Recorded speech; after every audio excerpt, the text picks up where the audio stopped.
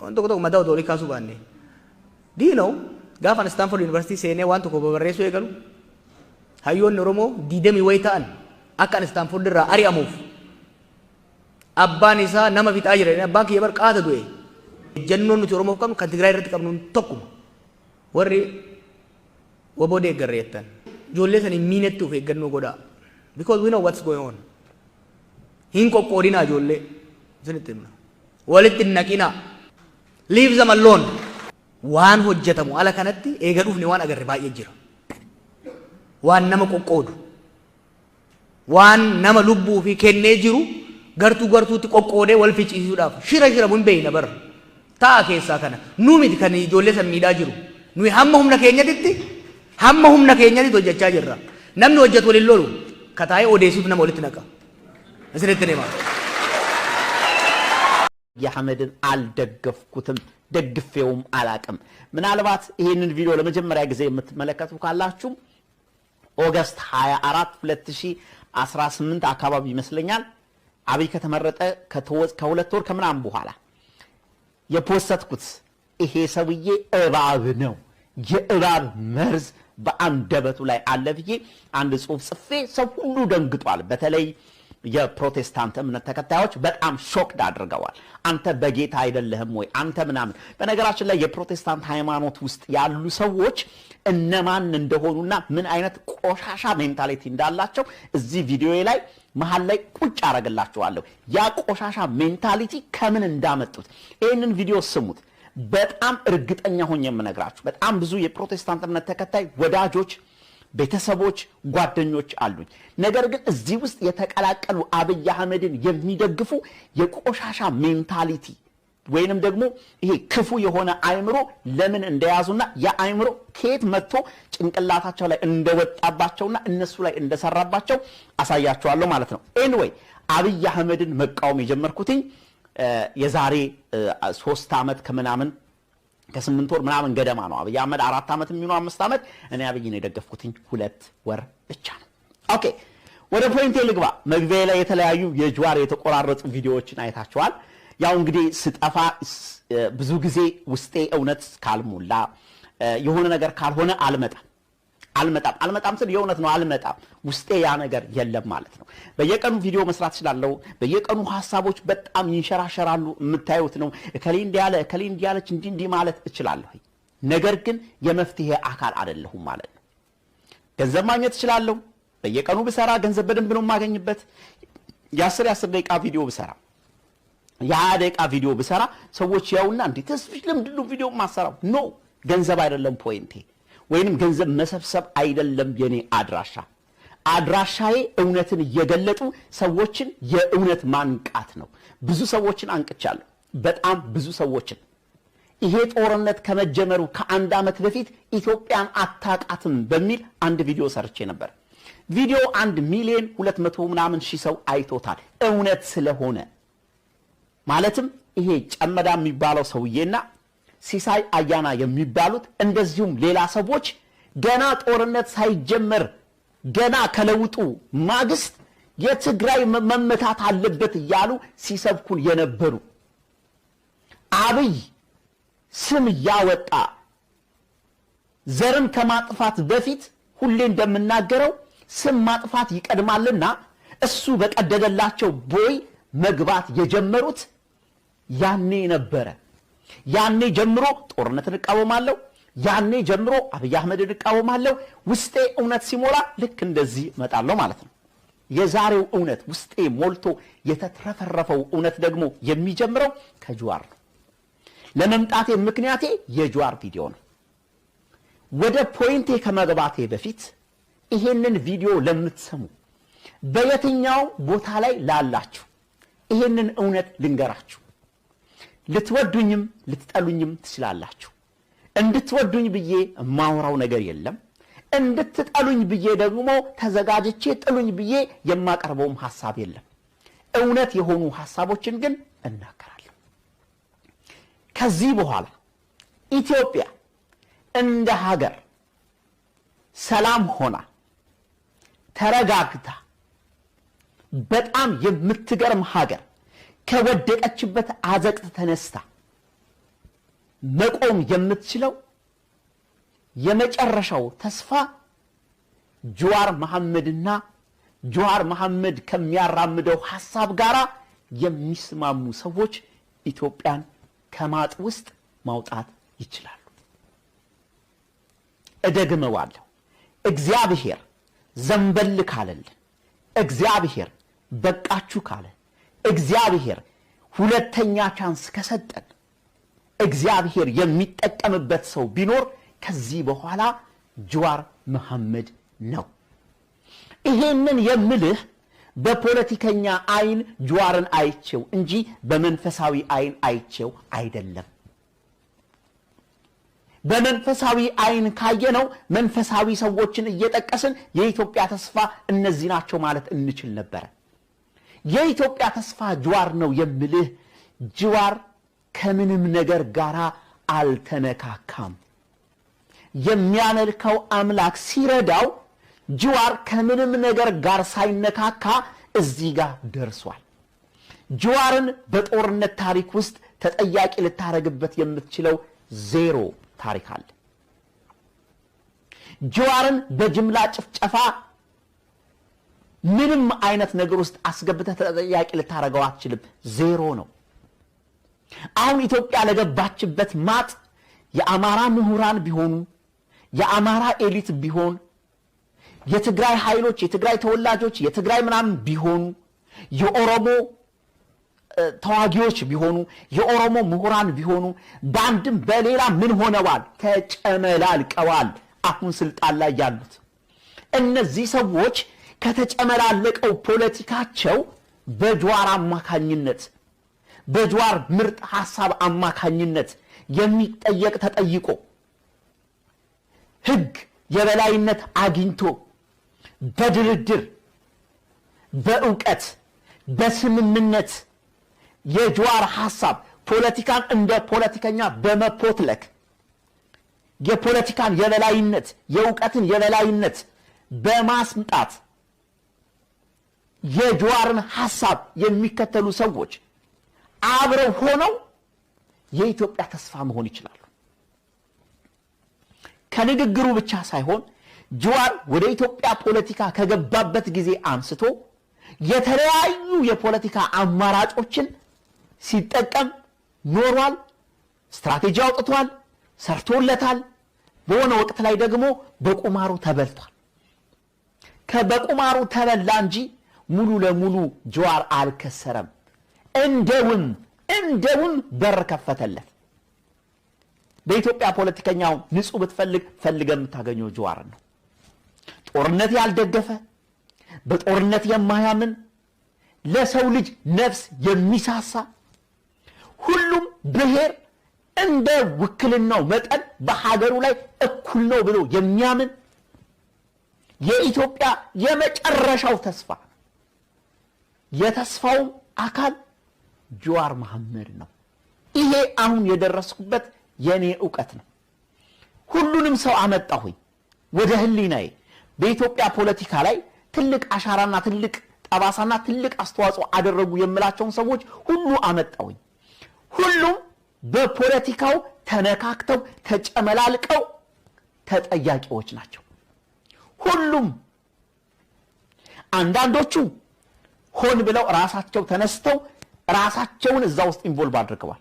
ሌሎቹ ተጠቅተው ተወረው ተደፍረው ተደብድበው ወደማይፈልጉት ነገር ደግሞ ገብተው የዛ ደግሞ አካል ይሆናሉ።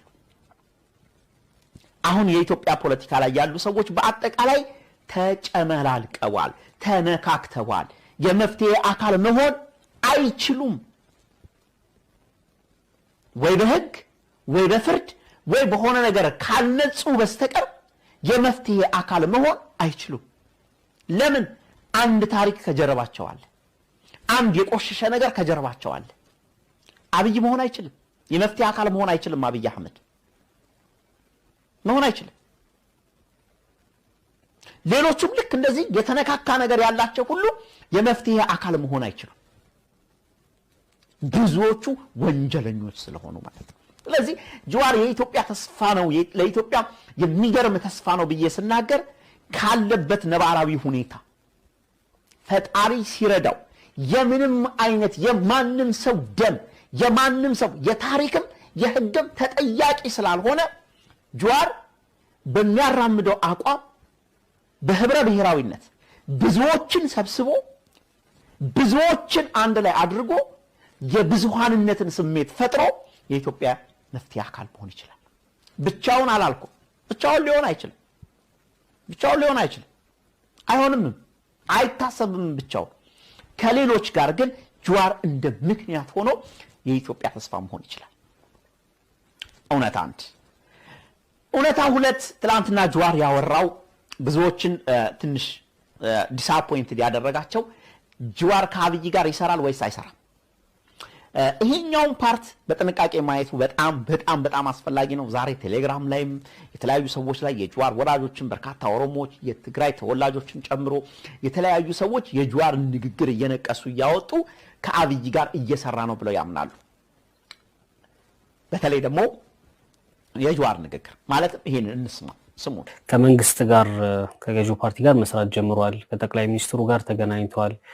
የተፈታውም ለዚህ ነው። አሁንም እየሰራ ያለው የመንግስትን ስራ ነው የሚሉ አሉባልታዎች አሉና ምንድነው ትክክለኛው ነገር? እኔም ሰማቸዋለሁ አሉባልታዎቹን። እኔ ከማንም ጋር የግል ቁርሾ የለኝም። የታሰርኩትም ቢሆን በፖለቲካ ልዩነት እንጂ በግል ጠብ አይደለም። ከጠቅላይ ሚኒስትሩ ጋር አልተገናኘንም። ሊያገኘኝ ከፈለገ ግን ሁሌም ዝግጁ ነኝ። ከጠቅላይ ሚኒስትሩ ጋር ብቻ ሳይሆን ከአብይ ጋር ብቻ ሳይሆን ከመሮም ጋር ከደብረ ጽዮንም ጋር ከሁሉም በአሁኑ ወቅት በሀገራችን ባለው ግጭት ውስጥ እየተሳተፉ ካሉ ኃይሎች ጋር ተገናኝቶ ሀገራችንን ከጦርነት አስወጥቶ ወደ ሰላምና ልማት ለመመለስ እድሉ ከተገኘ ከማናቸውም ጋር ለመስራት ከማናቸውም ጋር ለመተባበር ከማናቸውም ጋር ለመነጋገር በማንኛውም ቦታና ሁኔታ ለመነጋገር ዝግጁ ነኝ። እኔም አልፈቅደው ግን ከማናቸውም ጋር አብሬ ጦርነትን ማፋፋም አልፈልግም ከማናቸውም ጋር። ስለዚህ እንደ ፖለቲካ ፓርቲ አመራርም እንደዚች ሀገር ዜጋም በሰላም ጉዳይ ላይ የሀገራችንና እጣ ፈንታ ወደፊት ማስተካከል ላይ ከገዢው ፓርቲም ጋር ሆነ ከጠቅላይ ሚኒስትሩም ጋር ሆነ የተለያዩ ድርጅቶች ከሚመሩ ቅድም እንዳልኩ ከደብረ ጽዮንም ሆነ ከጻድቃንም ሆነ ከመሮም ሆነ ከገመቹም ሆነ ከተፈራ ማሞም ሆነ ከይልቃል ከፋለም ጋር ሆነ ከማንኛውም ጋር ለመስራት ዝግጁ ነኝ። አይ ቲንክ የሀገራችን አመራርም ለዚህ መዘጋጀት መቻል አለበት። ሀገራችን ያለችበት ሁኔታ ለምን ከከሌ ጋር ተነጋገርክ፣ እከሌ ሰይጣን ነው እከሌ መልአክ ነው የሚል በማለት እንደማይወጣ last 2 years been clear። እንግዲህ ይሄኛው ንግግር ብዙዎችን ልክ ከአብይ ጋር እንደሚሰራ አድርገው ተርጉመውበታል። ነገር ግን አይደለም። ጀዋር ንግግሩን በደንብ ከሰማችሁት አብይን ጨምሮ በዚህ ፖለቲካ ውስጥ እጃቸውን የከተቱ ሰዎች ሁሉ ወንጀለኞች መሆናቸውን ያምናል። ከወንጀለኛ ጋር ለመስራት አይደለም አብይ ከጠሩኝ ኢንቫይት ካደረጉኝ ትክክለኛውን ነገር ሊነግራቸው አለበለዚያ የኢትዮጵያ ነገር ማቆሚያ የለው። የኦሮሞ ኃይሎች ኦነግ በጣም ብዙ ናቸው። የታጠቁ ኃይሎች ናቸው። የራሳቸው ደጋፊ ህዝብ አላቸው።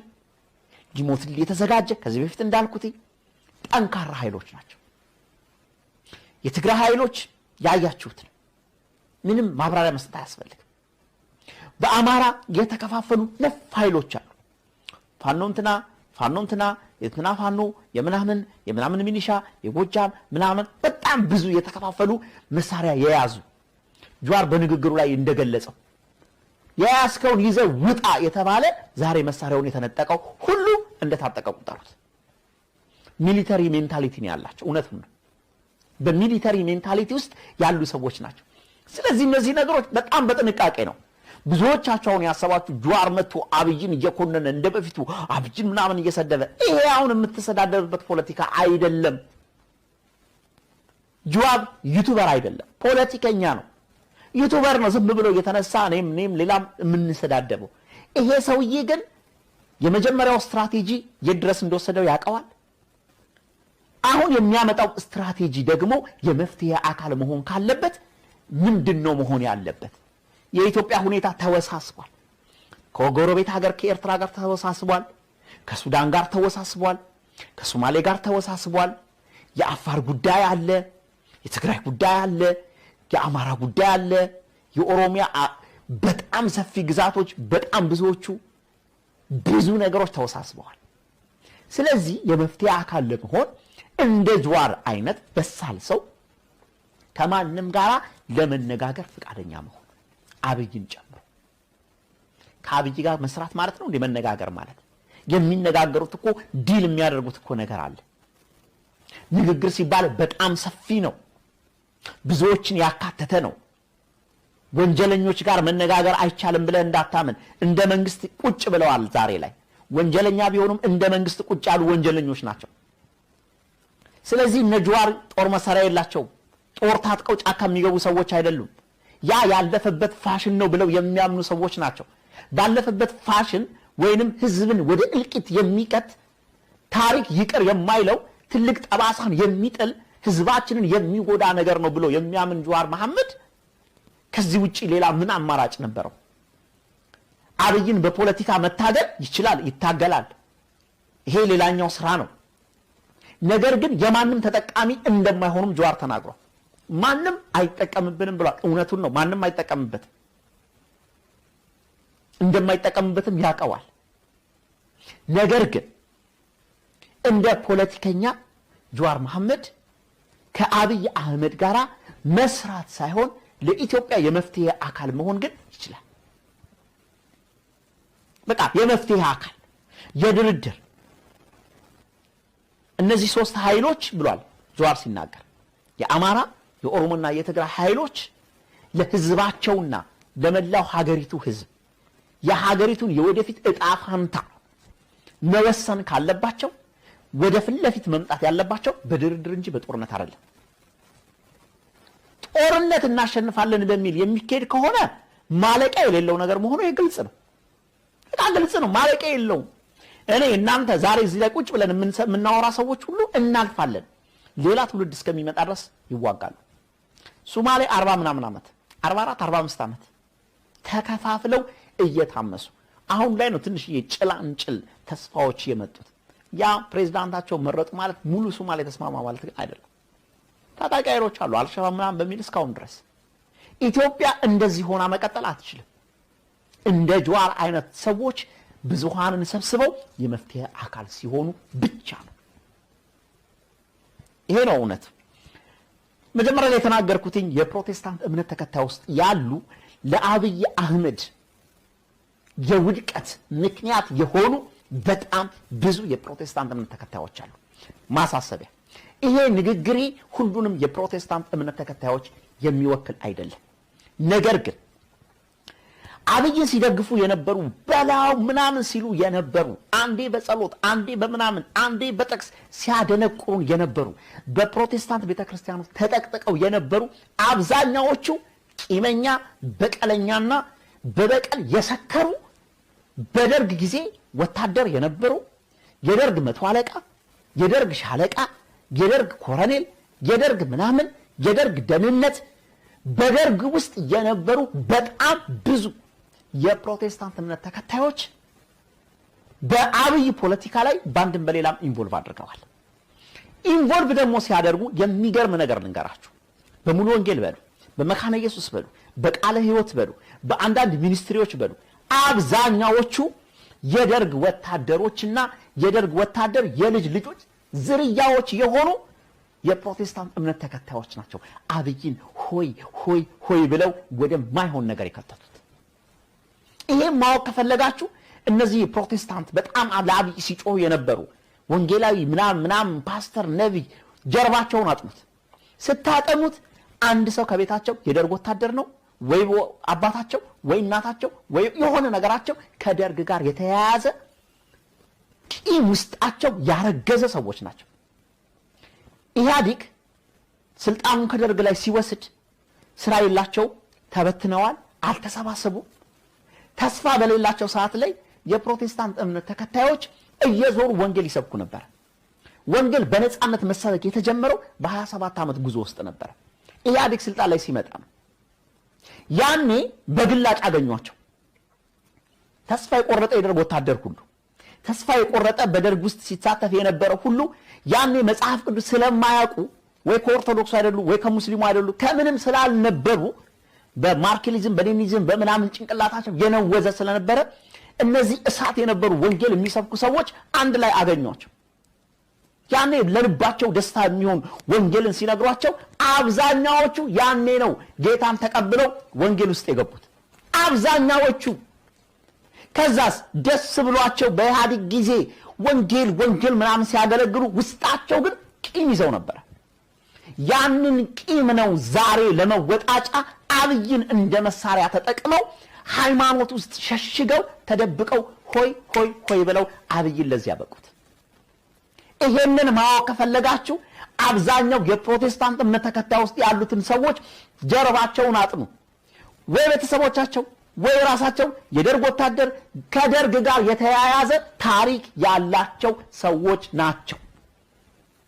አብዛኛዎቹ አብይን የሚደግፉ አደባባይ የሚወጡ ሌላው በአብይ ዙሪያ ላይ የተሰበሰቡት ሰዎች ብታዩዋቸው አብዛኛዎቹ ከሀገር ጥቅም በላይ ውስጣቸው በቂም ያረገዘ ቂመኞች ጊዜና ሁኔታን ጠብቀው ቂም በቀላቸውን ለመወጣት የተዘጋጁ ሰዎች ናቸው። በእነዚህ ሰዎች ነው እንግዲህ እንጸልያለን እግዚአብሔር ኃያል አያደርግም። ከአብይ ጀርባና አብይን ዙሪያውን ያሉ ሰዎችን አብይን ጨምሮ በቂም በቀል ያረገዙ የቂም መወጣጫነትን የፈለጉ ሰዎች ናቸው። በእነዚህ ሰዎች አመለካከት ሀገር ሰላም አትሆንም።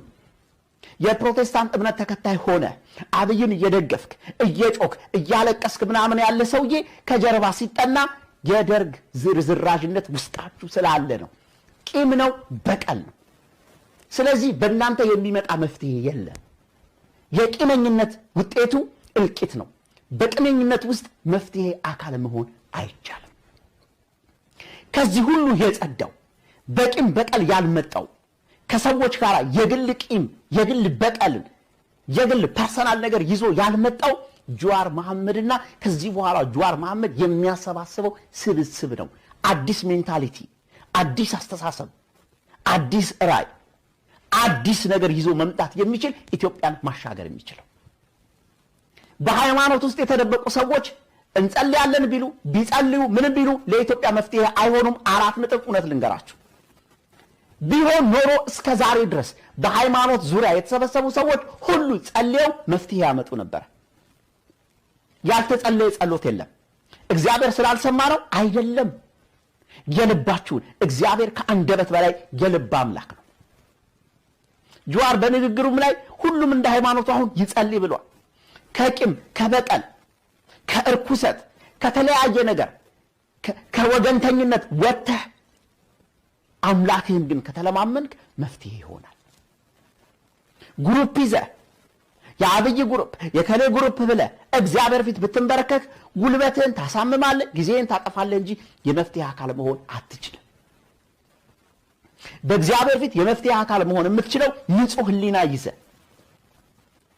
ስለ ትግራይ ስታስብ ንጹህ ህሊና፣ ስለ ኦሮሞ ስታስብ ንጹህ ህሊና፣ ስለ አማራ ስታስብ ንጹህ ህሊና፣ ስለ አፋሩ ስታስብ ንጹህ ህሊና፣ ንጹህ ህሊና የማይቆሽሽብህ የማትወቀስበት የማትከሰስበት ውስጥህ እየተከሰሰ እየተወቀሰ ሰውን እየጠላ ከሆነ አትጸልይ። እግዚአብሔር ምስክሬ ነው፣ እግዚአብሔር አይሰማችሁም። ስለዚህ የፕሮቴስታንት ሃይማኖት ውስጥ የተሰገሰጉት ጄኔራሎች እኮ ነበሩ፣ ኮሎኔሎች ምናምን በጣም ብዙዎቹ በቤተ ክርስቲያናቸው ሳይቀር ጉባኤ ላይ ወጥተው አብይን እየደገፉ የሰውን ሜንታሊቲ አደንዝዘው ሃይማኖቱን ወንጌሉን ለእልቂት ተጠቅመው ሰውየውንም ገደል ከተቱት፣ ሀገሪቱንም ገደል ከተቷል። ሰማይ ታሰረ ምናምን ታሰረ ተፈነከተ ምናምን እያሉ ውሸት። እግዚአብሔር በዚህ አይከብርም፣ ከብሮም አያውቅም፣ አይሰራም። ይሄንን እውነት ሰምታችሁ ይሄንን እውነት መሸከም ካቃታችሁ አዝናለሁ። እውነት በአንድም በሌላም ሲገለጥ ሰውን ያሳምመዋል። እኔ ግን እውነትን ከመግለጥ ወደ ኋላ አለ። ስለዚህ ጠቅላላ ሳደርገው ጀዋር መሐመድ የመጣበት አመጣጥ በጣም ደስ ብሎኛል። የተናገረው ንግግር መጀመሪያ ላይ እንደተናገርኩት የኢትዮጵያ ተስፋ ነው ብዬ አሁን አምናለሁ። ለዚህም ነው ፌስቡክ ላይ እንዲህ ብዬ የፖስትኩት እንዲህ ብዬ ፖስትቻለሁ። በህይወቴ የማልጸጸትበት የማላዝንበት የማልቆጭበት አንደኛ ከትግራይ ህዝብ ጋር የቆምኩት፣ ሁለተኛ ጀዋር መሐመድን የደገፍኩት፣ ሶስተኛ ጦርነት የተቃወምኩት የህይወቴ ምርጡ ጊዜ ነው። እደግመዋለሁ። በህይወቴ የማልጸጸትበት የማልቆጭበት የማላዝንበት ምንም አይነት የህሊና ወቀሳ የማይኖረኝ አንደኛ ከተበደለው ከተገፋው የትግራይ ህዝብ ጋር መቆሜ፣ ሁለተኛ ጀዋር መሐመድን ልቤን አሳምኘው አምኘው ዕውቀቱን ተቀብዬ አስተሳሰቡ ማርኮኝ የኢትዮጵያ ተስፋ ነው ብዬ በኮንፊደንስ እማወራበት እሱም በመደገፌ ቢሳሳትም ከስህተቱ ጋር የስህተቱ አካል ሆኜ በመኖሬ አልቆጭም፣ አልጸጸትም። ሌላኛው በህይወቴ ጦርነት ገና ከመጀመሪያ ጀምሮ በመቃወሜ ጦርነት ትክክል አይደለም በማለቴ የጦርነት አጌንስት በመሆኔ የኢትዮጵያን ህዝብ ወደ አዘቅት ይቀጠዋል ብዬ ማውራቴ አይቆጨኝም፣ አይጸጽተኝም። በእነዚህ ነገሮች ሁሌም ደስተኛ ነኝ። የህይወቴ በጣም ምርጡ ፓርት በማህበራዊ ሚዲያ በጣም ምርጡ ፓርት የትኛው ነው ብትሉኝ እነዚህ ሶስት ነገሮች የማህበራዊ ሚዲያ ምርጡ ነገሬ ናቸው። ከገንዘቡም ከእውቅናውም ከምኑም በላይ በየትኛውም ነገር ዋሽቼ ከማመጣው ክብር በላይ አስመስዬ ከማመጣው ክብር በላይ ይሄ አድርጌ ያመጣሁት ክብር ለኔ በጣም ደስተኛ ነኝ። ህሊናዬ ያርፋል፣ ተኝቼ አድራለሁ። ህሊናዬ ንጹህ ነው። በዚህ አልቆጭ። በዙሪያዬ ጦርነትን ደግፈው አብይን ደግፈው ያጣዋቸው ሰዎች ሁሉ ከላይ ላይ እንደ ነቀርሳ እንደተነሳለት ሰው እንጂ የምቆጥራቸው አንድም ቀን ወዳጅ አጣው ብዬ አንድም ቀን አልጸጸትም። ደም ከሚያፈሱ ደም ከሚያፈስ ጋር ህብረት ያላቸው ደም ማፍሰስን የሚፈልጉ ቂምን የሚፈልጉ በቀልን የሚፈልጉ በቂም በበቀል የናወዙ ሰዎች ከህይወቴ ላይ ሲነሱ ለኔ በረከት ነው። እኔ ላይ ተጣብቀው ቢሆን ኖሮ ለኔ መርገም ናቸው። አብይን በፖለቲካ አመለካከቱ መደገፍ እሱ ችግር የለብኝም። ደም ማፍሰስን ቂምን በቀልን እልቂትን የሚሰብኩ ሰዎች ከህይወቴ ላይ መነሳታቸው ከፌስቡኬ መሄዳቸው ከዩቲዩቤ መውጣታቸው ለኔ በረከት ነው። የደም ዕዳ የለብኝም። የነዚህም ሰዎች ዕዳ የለብኝም። እኔ የንጹህ ህሊና ባለቤት ነኝ። በዚህ በጣም ደስተኛ ነኝ። ቴንክ ዩ ሶ ማች ስለሰማችሁኝ ከልብ ነው የማመሰግነው። ተስፍሽ ነኝ ከቴስት ኢንፎርሜሽን ላቢዮ ቻው ባይ